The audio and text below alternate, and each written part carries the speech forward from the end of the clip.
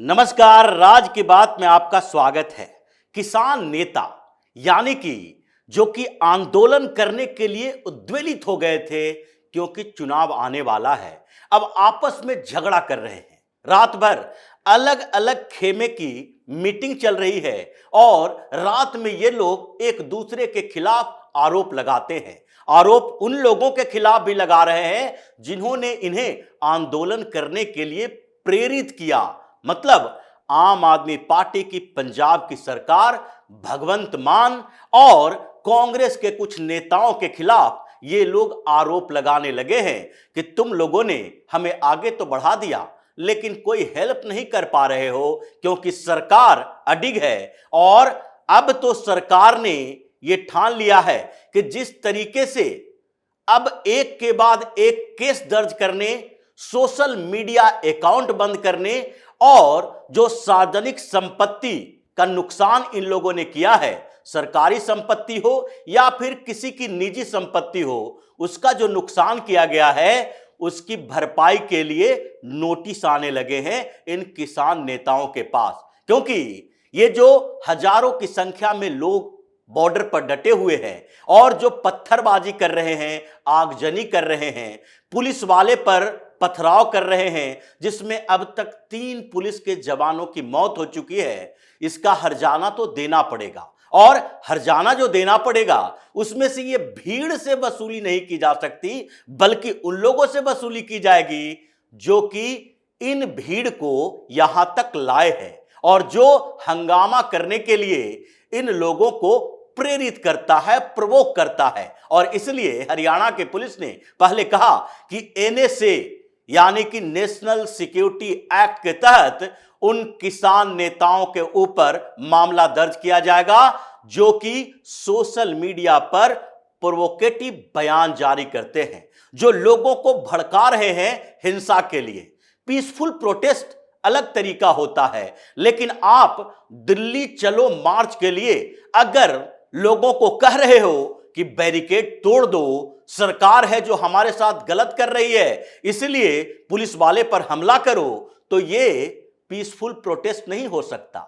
ये हिंसा भड़काने का मतलब है कि देशद्रोह का चार्ज लगना चाहिए। इसलिए अब जगजीत सिंह डल्लेवाल और सरवन सिंह पंडेर ये दोनों के दोनों दूसरे नेताओं से उलझ रहे हैं क्योंकि इस पूरे आंदोलन का चेहरा यही दोनों बने थे। और अब स्थितियां यह है कि 2 दिन के स्थगन के बाद जब रात भर बैठक चली तो एक तरफ संयुक्त किसान मोर्चा के अलग अलग जगहों के नेता, जिसमें दावा इन लोगों का है कि पूरे देश के तकरीबन 100 नेता किसान का संपर्क करने वाले, जिसमें 37 जो है वो पंजाब के किसानों का नेता है, अलग अलग संगठन है, इन लोगों ने संयुक्त किसान मोर्चा की बैठक में हिस्सा लिया। लेकिन उस बैठक में ये डल्लेवाल और पंडेर जैसे नेता और उसके अलावा जो वो नेता इनके साथ हैं जिन्होंने बैठक की थी केंद्रीय मंत्रियों के साथ,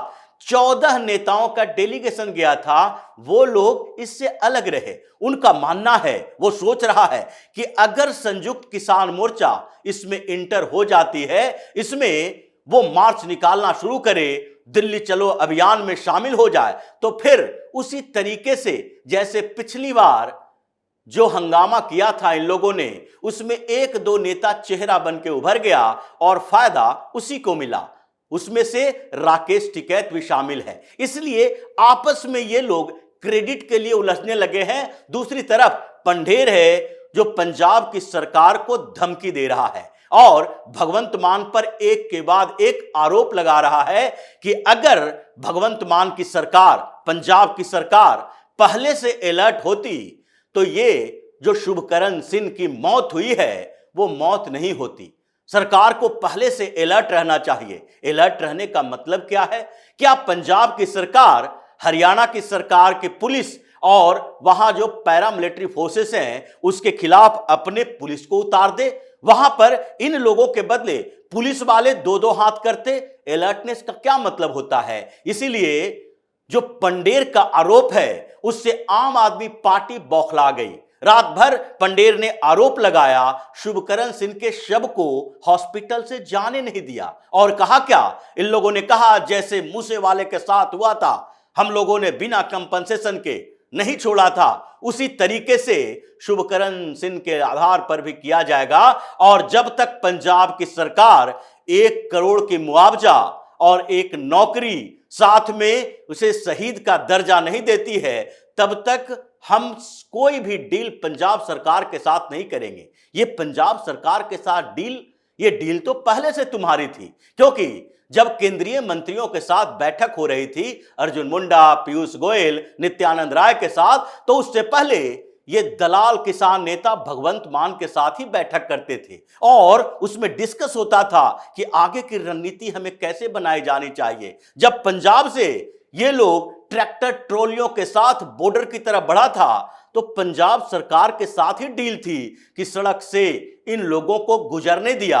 अगर हर जगह ट्रैक्टर ट्रॉली को जब्त किया जाता, कि आंदोलन का मतलब यह नहीं है कि तुम ट्रैक्टर ट्रॉली को हथियार की तरह उपयोग करोगे हाईवे जाम करने के लिए, ये जाम करना समस्या का समाधान नहीं है, तो फिर ये हरियाणा के बॉर्डर पर पहुंचते ही नहीं। लेकिन अलर्ट रहने का मतलब इन लोगों का क्या है कि आप हमारी सुरक्षा की पुख्ता व्यवस्था कीजिए। अगर हरियाणा के जवान जो है आंसू गैस के गोले छोड़ रहे हैं और वहां पर रबर बुलेट से हम लोगों के ऊपर हमला किया जा रहा है, तो करना क्या चाहिए, वहां हमारे शील्ड के तौर पर पंजाब पुलिस को लगा दो, वो उनके आंसू गैस के गोले का तोड़ ले। लेकिन यह संभव नहीं है, क्योंकि केंद्रीय गृह मंत्रालय की तरफ से जब से लेटर गया, भगवंत मान पागल हो गया, भगवंत मान बैकफुट पर आ गया और कहने लगा हम तो पूरी व्यवस्था रखे हुए हैं, हमने 300 पुलिस कर्मियों को बॉर्डर के इलाकों में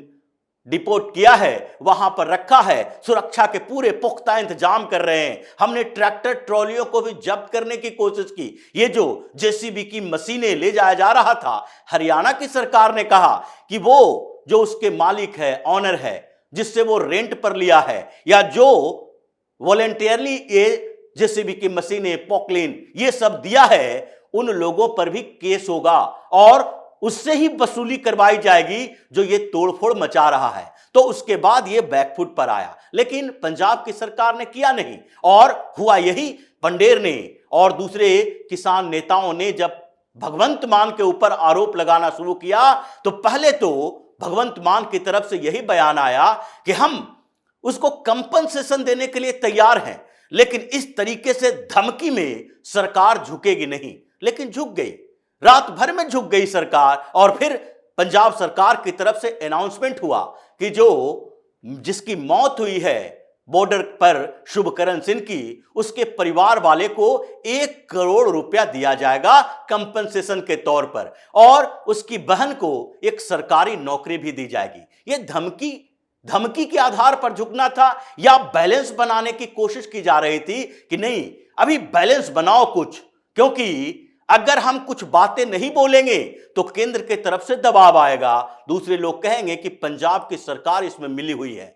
मिली हुई तो है, लेकिन दिखना नहीं चाहती है, इसलिए बैलेंस बनाने की कोशिश है कि हम किसान नेताओं की धमकियों से डरने वाले नहीं है। डर गए, 1 करोड़ दिया, एक नौकरी दी, और उसके बाद अंदर खाने से डील भी फाइनल हो रही है। क्योंकि संयुक्त किसान मोर्चा, क्योंकि एक तरफ तो पंडेर और डल्लेवाल, ये दोनों जो है अब डरा हुआ है, दोनों निपट चुका है, इन लोगों के बस में नहीं है, हौसले पस्त हैं। और जो हरियाणा की सरकार ने अचानक से कहा कि एनएसए लगाया जाएगा, हालांकि IGP inspector general of police ने बाद में ये बयान में कहा कि कुछ जो किसान नेता हैं, जिन लोगों ने हंगामा किया, उन लोगों के खिलाफ कड़ी कार्रवाई की बात की जा रही है। और एनएसए सबके ऊपर नहीं लगाया जाएगा, लेकिन हम ये नहीं कह सकते कि ये प्रोसेस में नहीं रहेगा, एनएसए लगाया जा सकता है। दूसरी बात उन्होंने ये भी कही कि हम आकलन कर रहे हैं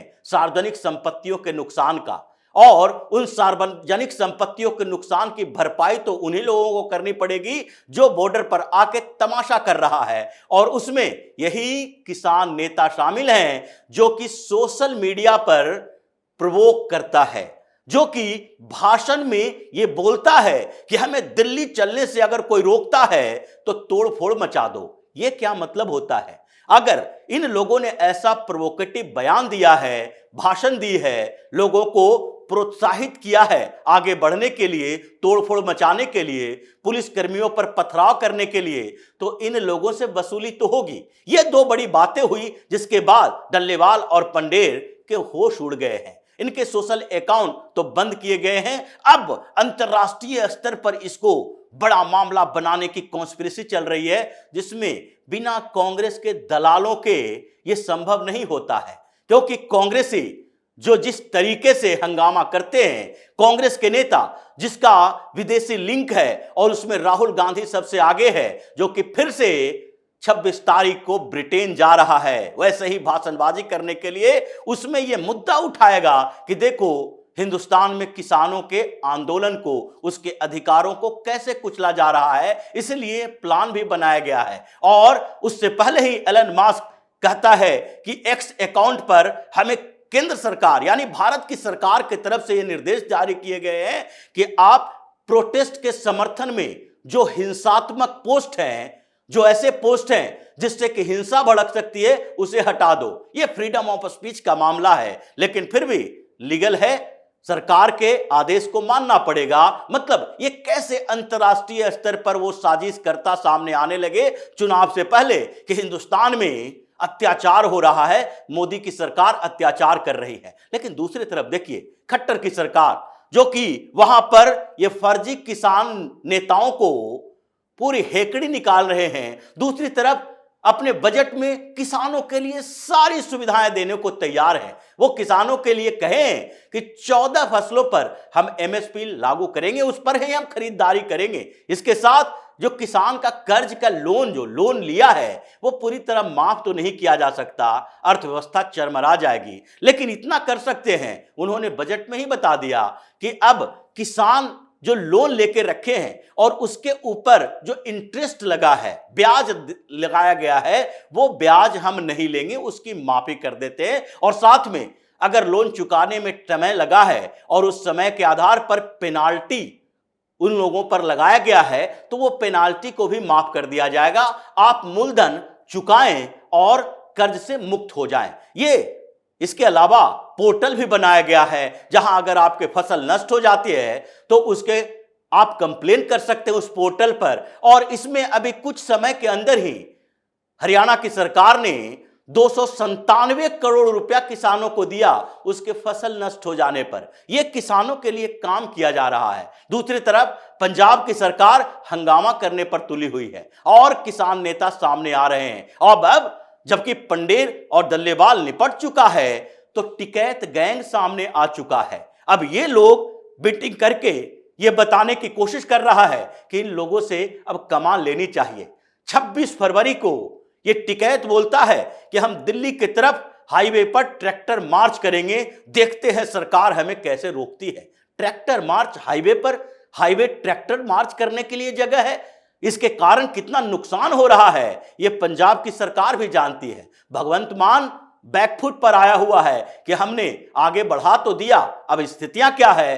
30,000 से ज्यादा जो फैक्ट्रियां हैं वो प्रभावित हो रही हैं। पंजाब, हिमाचल प्रदेश और जम्मू कश्मीर के वहां के जो फैक्ट्री ऑनर हैं वो बार बार ये कह रहे हैं कि देखो ये जो किसानों का प्रोटेस्ट चल रहा है उसके कारण हम अपने सामान को पहुंचा नहीं पा रहे हैं। ट्रांसपोर्ट वाले से बात करते हैं, वो जाने के लिए इस रूट पे तैयार नहीं होता है कि हम जाएंगे फंस जाएंगे, हमारा समय भी नष्ट होगा और हमारा इनकम भी कम हो जाएगा। इसलिए जो तैयार किया हुआ माल है वो भी नहीं पहुंचाया जा सकता। तो फिर ये फैक्ट्री मजदूरों का वेतन कहां से देंगे? फिर हमें इतना प्रोडक्शन करने की जरूरत क्या है?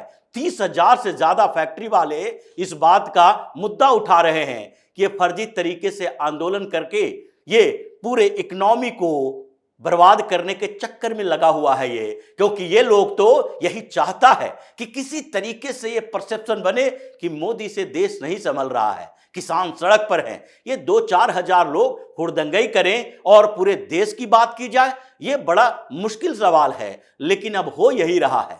पंडेर, डल्लेवाल ये सबको अब ऐसे नहीं छोड़ा जाएगा। और टिकैत गैंग अगर सामने आया तो इस बार तो उसके खिलाफ भी ऐसी कार्रवाई होगी कि फिर वो आंदोलन करने के लिए सोचेगा, और एक बार नहीं 100 बार सोचेगा कि अगर सड़क पर निकले, जाम किया तो फिर घर संपत्ति सब जब्त हो जाएगा। योगी की सरकार नोटिस बना के तैयार है कि जितना आकलन किया जाए कि इस ट्रैक्टर मार्च से, जाम से, बंदी से सार्वजनिक संपत्ति का नुकसान होगा, जहां जहां परेशानियां बढ़ेगी, उन सब की नोटिस ये टिकैत बंधुओं राकेश टिकैत और नरेश टिकैत को थमाया जाएगा।